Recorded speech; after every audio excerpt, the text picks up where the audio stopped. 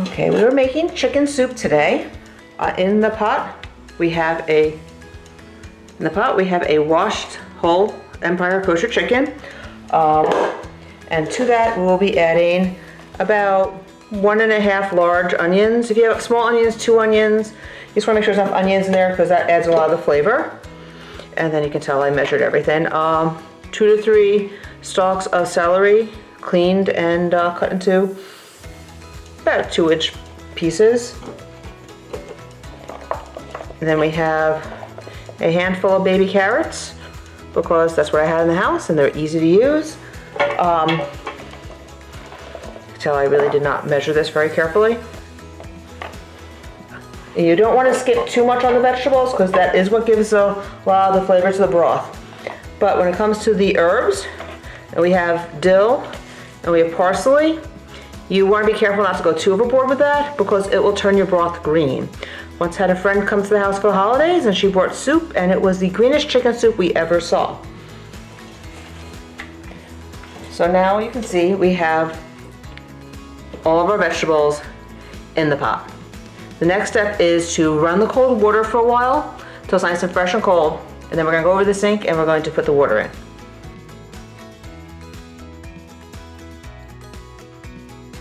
Okay, so now we are putting the fresh cold water. Always use cold, don't have any hot water running for this because hot water is not as clean to the water tank as the fresh cold water will be. And just let it fill up. Fill about maybe about 1 inch from the top.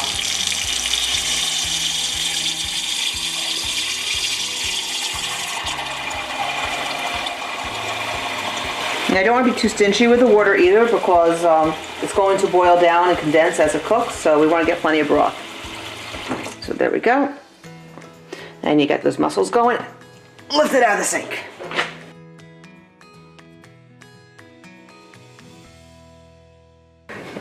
While the soup is starting to cook on the stove, we are going to make the matzo ball mixture and put that in the fridge for the couple hours it takes the soup to cook so that it gets nice and cold.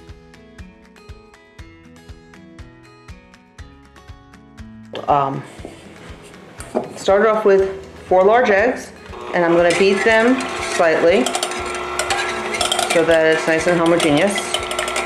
Basically breaking up all the egg yolks and mixing them in with the whites.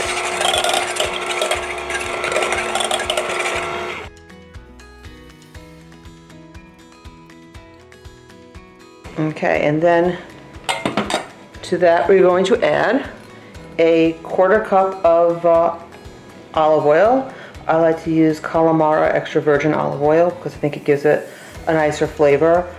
In general, I find the single sourced olive oils are better quality, but definitely the oil you use is going to affect the flavor of the matzo ball, so make sure you use a better one. And then we're going to add in a 1.25 cups of matzah meal and 2 teaspoons of salt. And I like to use sea salt. Again, I think the flavor is better when you use better ingredients. So we have 1 teaspoon. Whoops. Don't pour over the bowl or you get extra salt in there. And that can end to a big disaster. And then 2 teaspoons. And we are going to go to slightly higher speed to mix this together.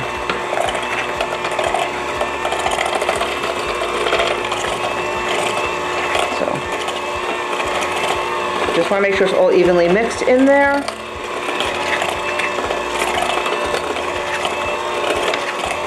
You notice we're getting a thick batter.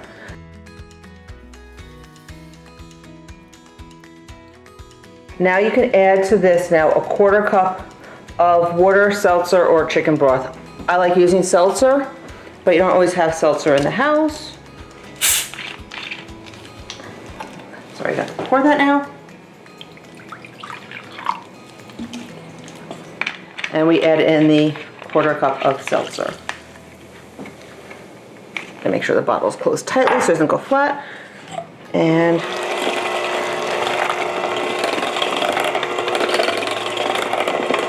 As you can see, making matzo balls is actually pretty simple, and there's no need to get a mix when you have the proportions down. And once this gets refrigerated, you'll see later, it becomes a lot thicker and harder, and then we'll be able to scoop it out.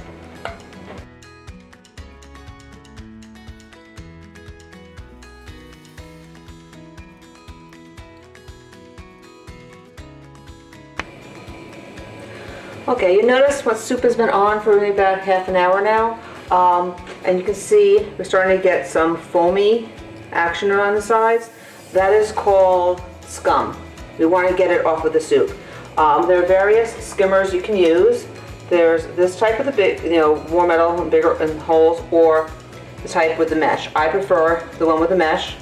And basically, what we do is we just skim it over the top of the pan, so it catches the foam and takes it off. And then I have next to me a bowl with cold water in it that I just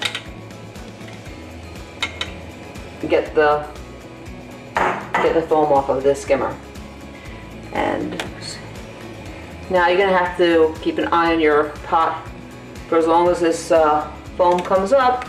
Maybe every 5-10 minutes or so, come by and skim it off.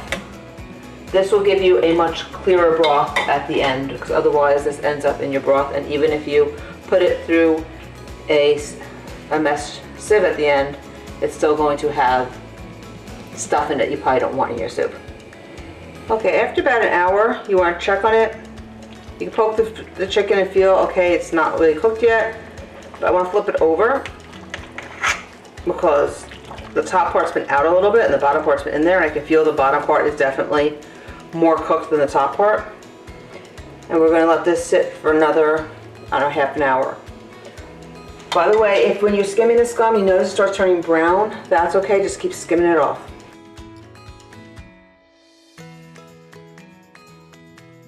Okay, so keep checking on the chicken, and what I usually do is I stick the fork in and I look inside, and it looks like it is cooked.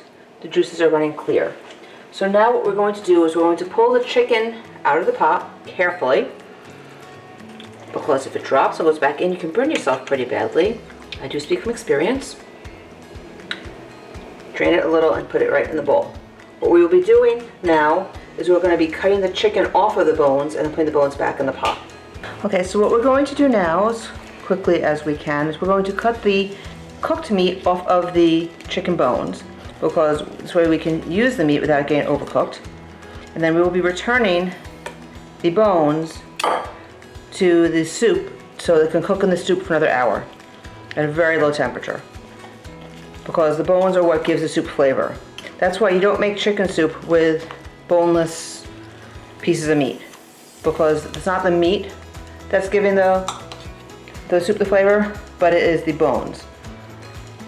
So this way we get the most flavorful broth and soup this way. Another thing you can do is if you get a rotisserie chicken, cut the meat off of it, and then save the bones, throw them in the freezer.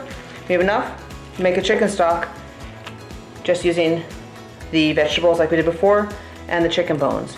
Thanksgiving, when you have your turkey and you cut up your vegetables and your herbs and stuff, put a bunch aside in a baggie in the fridge, and when you're done with the meal, you can make yourself a chicken stock, a turkey stock with the turkey carcass. Okay, once you have all of the meat off of the chicken, you take all the bones and you carefully put them back in the soup. And we're gonna keep it on the lowest flame for about another hour and keep it covered so that it doesn't evaporate, because the soup's gonna cook down and we don't want little broth left, we want a lot of broth.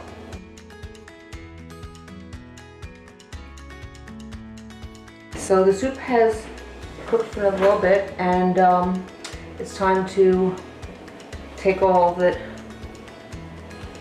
stuff out of it.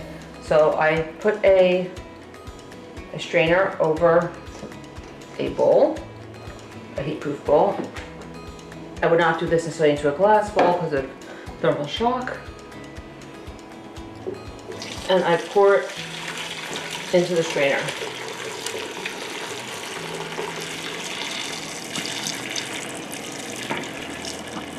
I will stop now. Get some of this stuff out of here.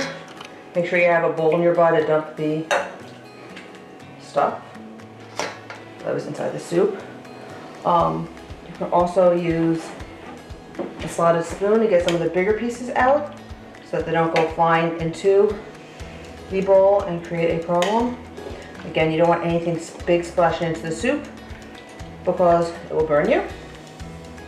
And speaking from experience, it's not fun.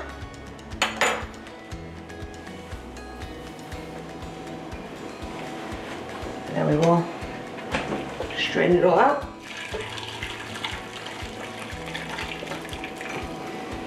So you see we have to have the solids left. Now remember, the vegetables have been cooking in the soup for several hours now, so they've pretty much lost all their flavor, and we put the bones with a little bit of meat back on them, back into the soup. It took all the flavor out of that too, so none of this is really worth saving to put back in.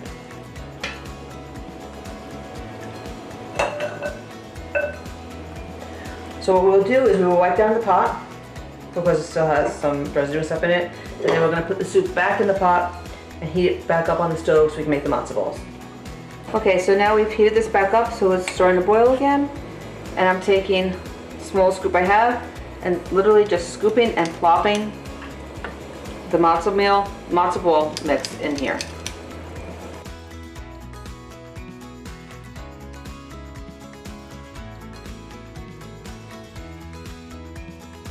If you don't have one of these scoops, you can roll them by hand, but a scoop makes them lighter and less dense, and a lot faster and easier and less messy to make.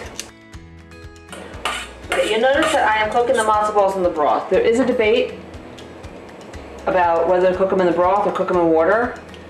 If you see, these things are getting bigger and bigger as they cook, which means they are absorbing in the broth as they're cooking. So if you're cooking them in water, what taste is the matzo ball going to have in it? Whereas if you cook them in the broth, they're going to be extra good because your yummy broth is what's flavoring them. So now we will lower the flame and we'll cover up the pot and let it cook for about half an hour so that the matzo balls are fully cooked through, and then we can have dinner.